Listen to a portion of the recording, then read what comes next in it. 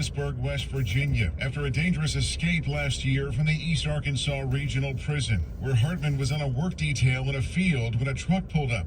2 women inside fired shots at corrections officers before Hartman got in. They took off and fled to 2 jet skis staged near the Mississippi River and made their getaway. Arrested alongside Hartman is his wife, his mother, and another man who are also facing numerous charges. Hartman was sentenced to life in prison in 2013 for a rape conviction out of Franklin County, Arkansas. Jeff Manasso, Fox News. The paper, whose motto is "Democracy Dies in Darkness," is lamenting the fact that Big Social is dialing back the censorship of what the left calls disinformation. Steve Jordahl reports. The Washington Post writes that social media companies are receding from their role as watchdogs against political misinformation, and right before an election, too. The paper suggests lawsuits, layoffs, and Elon Musk are to blame. Curtis Houck of Media Research Center says the Post is throwing a temper tantrum. What we have here is another kid in a grocery store style meltdown on the part of the liberal media. Big Social, at the insistence of the White House, regularly purged all kinds of counter-narrative posts, from questions about the 2020 elections to claims about off-label COVID meds to concerns about vaccines. But Houck says most of all, the Washington Post is worried that Republicans, perhaps even Donald Trump, will be able to challenge liberal narratives heading into another presidential election. They're suggesting that this is somehow an affront to humanity, that they're abandoning their most aggressive efforts to police online falsehoods, close quote, ahead of 2024. There's also the rumored imminent return of COVID mandates and closures, this time after the White House Big Social collusion has been exposed. Despite what Jen Psaki may have told Peter Doocy and others in the White House press briefing room, during COVID, yes, they did talk to each other. Houck says conservative outlets like Newsmax and voices like Ben Shapiro and Joe Rogan now have America's attention. They have lost control of the narrative that every tweet or post that they don't like is no longer just going to be labeled immediately with the claim of, pants on fire, this is false. I'm Steve Jordahl. The U.S. economy expanded at a 2.1% annual pace from April through June. That's a downgrade from its initial estimate from the government. American Family News is online at afn.net and download the AFN mobile app for your Apple or Android device. I'm Rusty Peter. The LGBT movement isn't new. Since 1968, it's been making its way into the Christian church, and now we're seeing parts of the church starting to affirm the quote-unquote gay Christian lifestyle. How did we get here?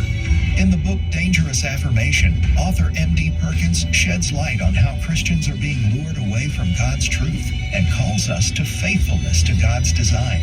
You can get the ebook version of Dangerous Affirmation today at resources.afa.net. Today's Issues continues on AFR with your host, Tim Wildman, president of the American Family Association.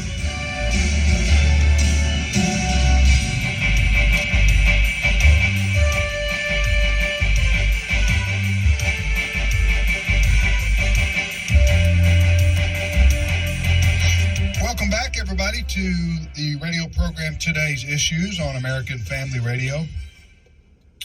We will be with you for the next 24 and a half minutes. And Steve Paisley Jordahl joins us now. Good morning, Steve. Good morning, everybody.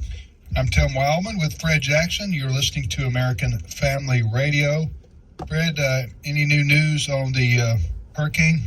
Dahlia is now moving on that northeast track. It's showing it probably about now hitting Savannah, Georgia. Just noticed the governor of Georgia holding a news conference with their emergency preparation people. So this storm will track across through areas like Savannah. You mentioned our station in Valdosta. We have a radio station in Valdosta.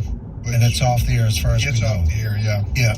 And then it's going to move towards Charleston, South Carolina, and then a little bit of North Carolina, and then it's supposed to go out to sea from there. Anybody in Charleston's listening right now want to call in? We'll get them a travel mug for just being that persistent. Yeah, I tell you what, let me ask you this. There's potential for this hurricane, which has been, is it downgraded to a tropical storm now? Probably. I think it's made Cat 1. Cat 1. Yeah. But it could go back out to sea in the Atlantic and reorganize. That's what they were saying earlier this week. Kind of it sounds weird, but kind of make a U-turn. Yeah. You know, over the ocean, make a U-turn and come back. Yeah. It's pretending like Florida's a climate protester blocking traffic. Yes. Yeah, true. Hurricane magnet. True. Anyway, all right, Steve, what's your first story? Hey, well, let's talk about what's going on in Colorado Springs, my former home. There is a school there called Vanguard School. It's in D11, which is the downtown school district, but it is a charter school. And there was a student there, a young man, who decided he wanted to wear a patch to school on his backpack that had the Gadsden flag. You know the Gadsden flag? That's the one with the snake that says, "Don't tread on me." Well, he got pulled in to the principal's office. Can't have that, according to the teacher. I want to let you hear a little bit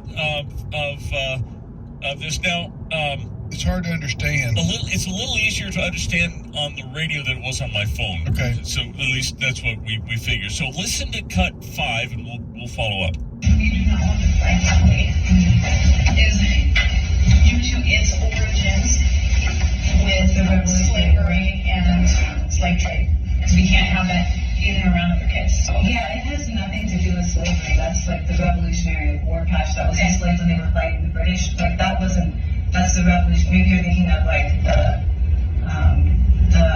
Confederate flag. Unless there's like a ban on patches, period. Like you said, there's no patches allowed in the school. You cannot display white men or anything like that, or like cheer or anything like that. I think it's like one-sided, you know, because you allow some patches but not other patches.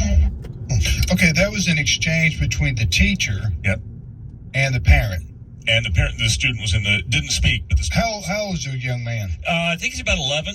Yeah, Okay. he's 12 years 12 old. years old. So I'm not sure if it was the teacher or the principal. Oh, you may have been the principal talking there? Principal and the mom. Yeah, somebody Okay. recorded this in the principal's office, I think. The mom and the little boy is sitting there This happened yesterday? The day before? Something like that? in the last several days. Okay. But I'm not sure if you heard the principal say this symbol is a symbol of slavery. Right. And the mom says, no, it's not. Right. It has nothing to do with And slavery. the mom's right. And the mom is right. It's called the Gadsden. What is it called? Gadsden flag. GADSO. And it goes back, as the mother was saying, to the Revolutionary War. Right? Yes. War for independence, right? Yes.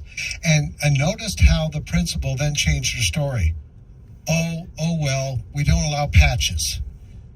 And then the mom comes Yes, back you and do. says, oh, yes, you do. Kids have other patches on Right. there. And I think it was a Jew that said that they went out to the parking lot where the cars were. That wasn't me, but I heard that, yeah. Yeah, and there's just Bunch of bumper stickers. all kinds of bumper stickers celebrating various causes. So what happened? Did the kid get to what's the latest? So all of a sudden, Governor Jared Polis sticks up for the kid and the Gadsden flag. He's a Democrat. He's a He's Democrat. a gay Democrat, and says no, that the mom's right. This doesn't have anything to do with slavery. And then yesterday. So this happened on Monday. Yesterday, the school board, the board of directors of Vanguard, which is again it's a charter school, puts out this. They say yesterday the student returned with the patch still visible on his backpack. Following the district's direction, Vanguard administrators pulled the student aside so that they could speak with his parents and the district. Upon learning of these events today, the Vanguard School Board of Directors called an emergency meeting. From Vanguard's founding, we have proudly supported our Constitution, the Bill of Rights, the ordered liberty that all Americans have enjoyed